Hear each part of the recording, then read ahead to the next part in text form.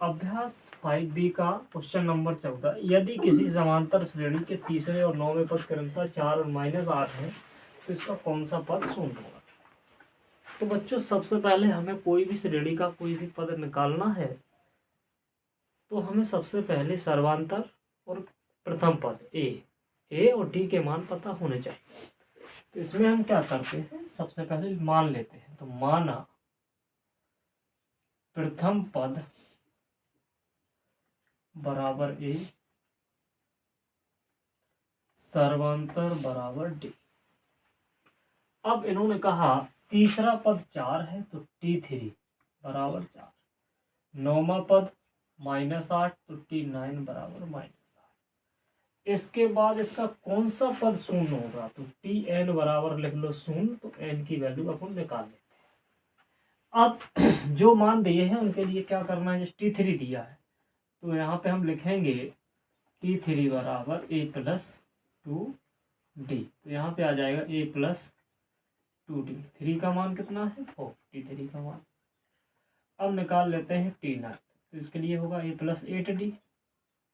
यहाँ पे हो जाएगा a+8d। T9 का मान कितना है -8।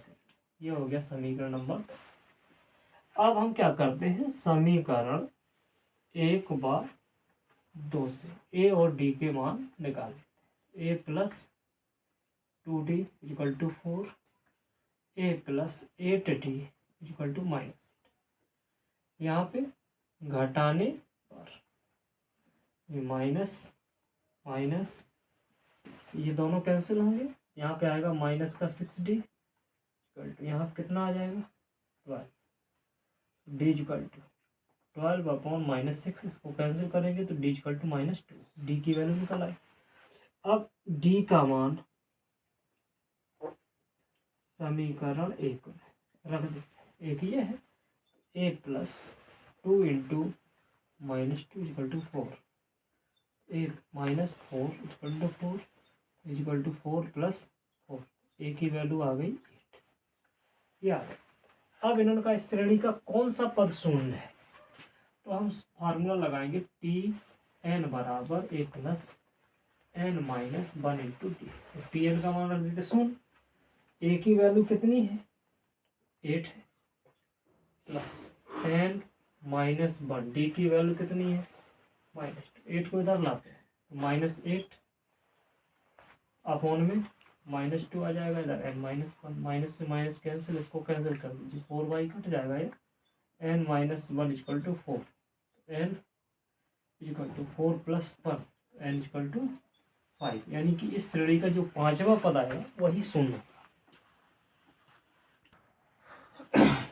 किसी समांतर श्रेणी का mवा पद n है और nवा पद 1/n। तो सिद्ध कीजिए कि pवा पद m + n - p होगा तथा m + nवा पद शून्य होगा।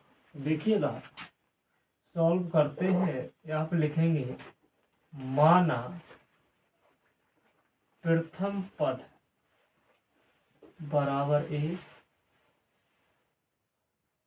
सर्वांतर बराबर d। अब देखिएगा mवा पद दिया है n, तो हम लिख देंगे Tm बराबर n, और nवा पद दिया है m, तो Tn बराबर m। अब इसके लिए हमें फार्मूला लगाना पड़ेगा। जैसे Tm जब हम निकालते हैं तो लिखते हैं a + m - 1 इधर d। देखिएगा a प्लस d का अंदर गुणा कर देंगे md - d बराबर Tm बराबर कितना दिया है n। इसको रख दिया समीकरण नंबर 1। इसके बाद Tn बराबर क्या दिया है m, तो Tn पद निकालेंगे तो लिख देते हैं जब। इसके लिए a + n - 1 × d। तो ये a + n का अंदर गुणा nd - d, Tn बराबर m। ये रहेगा समीकरण नंबर 2। अब हम समीकरण 1 और 2 को हल करके m और d के मान निकाल देते हैं। यहाँ पर लिख देंगे 1 व 2 से a + md - d बराबर है, इधर a + nd - d बराबर है। यहाँ पे लिख देते हैं घटाने पर माइनस प्लस, सॉरी प्लस नहीं है, यहाँ माइनस आना है, चिन्ह बदलेगा, ये प्लस और ये माइनस, ये से ये कट गया, इनसे ये कट गया, इधर आएगा m d minus n d, इधर बेटा हो माइनस का एम प्लस का एन, डी हम कॉमन लेते हैं, एम माइनस एन आएगा, इधर बराबर लगा के माइनस चिन्ह कॉमन ले लिया तो एम माइनस एन, तो ये डी बराबर minus m minus n upon m minus n, ये दोनों कटेंगे, बनाएगा तो डी बराबर आ गया माइनस, डी का मान समीकरण 1 में रखने पर, देखिए एक ये है ना, तो यहाँ पे हम रख देते हैं ए प्लस एम, डी का मान माइनस, फिर माइनस डी की जगह माइनस 1 बराबर है, तो ये होने वाला कितना है, ए माइनस एम और ये प्लस 1 इक्वल टू एम, ए बराबर एन प्लस एम माइनस 1, ये निकलेगा ए का मान।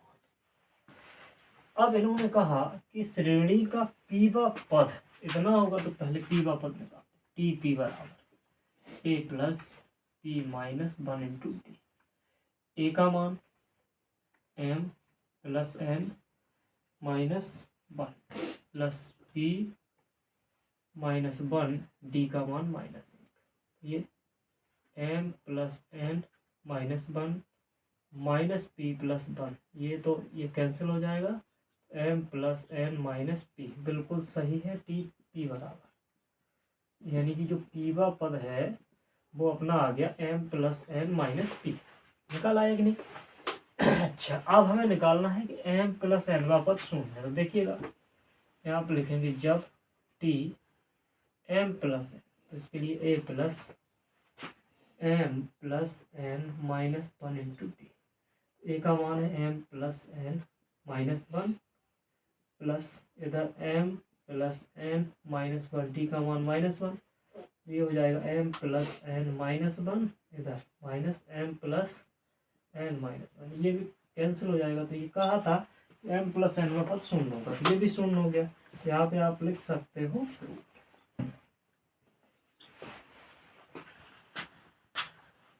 क्वेश्चन है 3 अंकों वाली कितनी संख्याएं 7 से विभाज्य है। कहने का मतलब ये है कि 7 से कटने वाली 3 अंकों की कितनी संख्याएं होती हैं।